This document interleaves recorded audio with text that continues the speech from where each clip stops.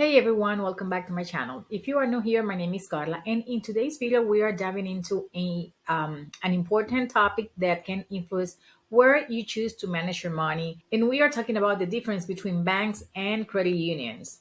Whether you are opening your first account or thinking about switching institutions, understanding this difference is crucial.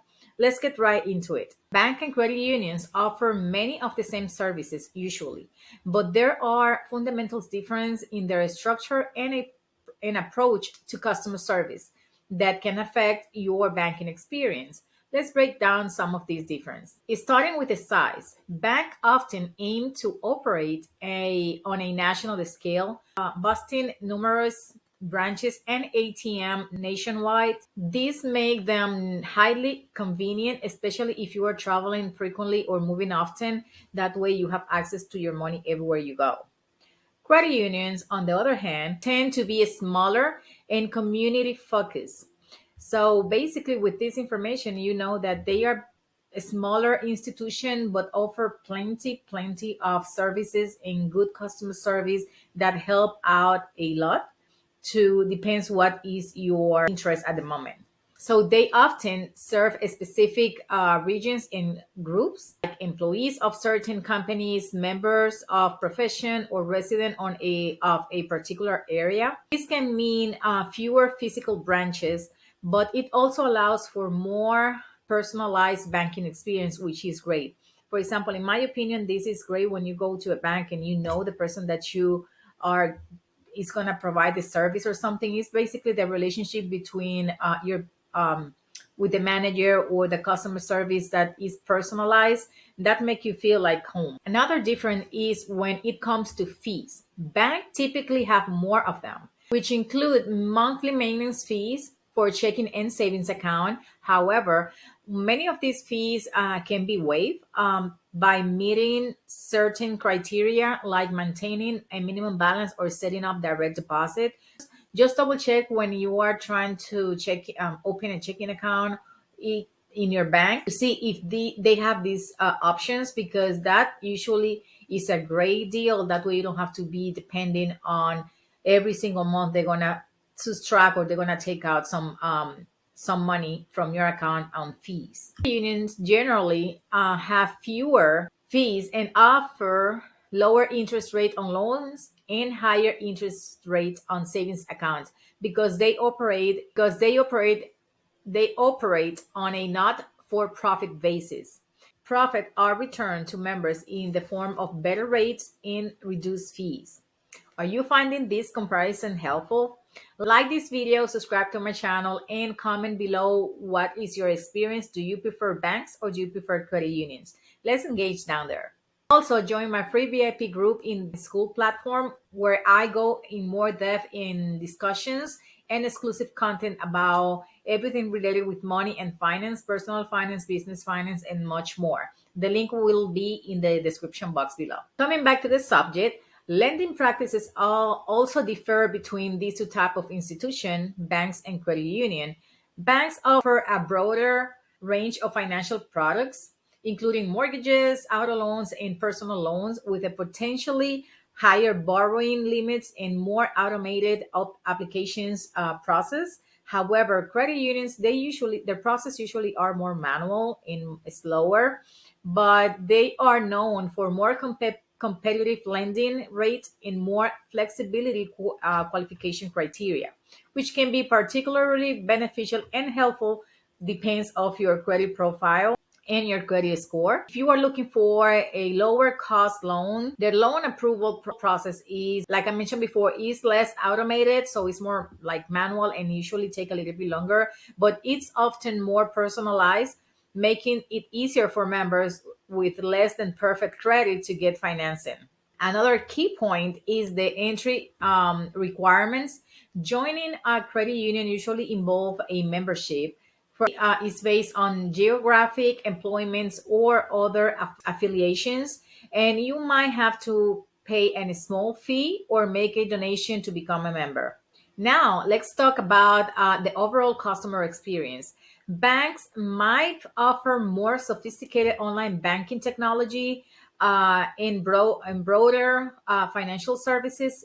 Meanwhile, credit unions, because they are smaller, often rate higher in customer satisfaction due to their member focused approach. For example, if you are considering a major purchase like a house or a car and might benefit from a lower interest rate, a credit union can be more beneficial for you in this option. On the other hand, if you prefer a robust online services and a widespread ATM access, a bank might be a better suited to your needs. You see, if you can think about it, I mean, if you are looking for some personalized relationship, I think that maybe even though banks, you can get these in banks too, but credit union, because they are smaller and they are focused on a personalized relationship directly, I think that that might be a good choice for you. So you just have to put in a balance exactly what is important to you. How will you research a bank or credit union to know if it is a good one? First, find out how you can become a member. So with this means that you need to find out if they are geo restricted for you or not. Every institution has an online presence, so you can go to their website, study their membership eligibility requirements, see if there is a creative way that you can get in or you can become a member if you really want to join in a specific institution. Where shipping in a certain area is usually the most flexible option in.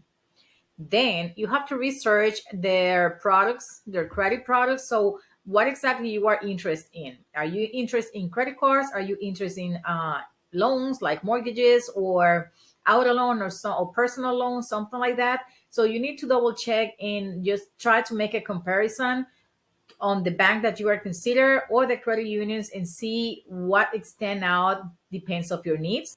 Usually on institution will boast one or two standout products with particularly good features. That's what you need to be in the lookout. So check the I would suggest you to check check forums and for data points. If you have any question, always call. Just ask the question that you need to know, because after you get it, well, that's it. I will suggest to check if they are both, if they have both personal and business products, because if that's matter to you, it's better that you have it in the same institution. You can also ask for a minimum or maximum approval amount on their products, just to double check. I mean, if you can maybe apply for multiple products at once, or maybe you cannot, but I mean, that way you are aware of every single information or details that you can take advantage of. This might be important for you, but also it's good to know the variety of products that they have for both personal and business. Because if you are considering having business products with them, you need to know. I mean, would they have just one business card or three more? Depends how what is the variety. Because again, even though they have multiple products, you need to know which one of those best suits your needs. Also, you need to double check about how competitive are the APR rates. And usually, you have to keep in mind that the best APRA is 0%. It doesn't matter if it's personal or business, but this is basically what we are aiming. If not, if we are trying to get the APR as lower as possible. So you need to double check with them and just ask the questions that you need, like for lending. Yeah, it doesn't matter again if it's personal or business, but you need to know. I mean, are they generous or conservative? I mean, you need to know if they going to be asking you for many documentations, or they're going to be flexible with the information. It's just an application. What is the process? Maybe it's a not docs, maybe it's a full docs, maybe it's in stated income, maybe you need to provide proof of your income. So you need to know every single details, because at the end, if depend of what you are looking for, you need it's better you be prepared in front. That way you don't expect any surprises.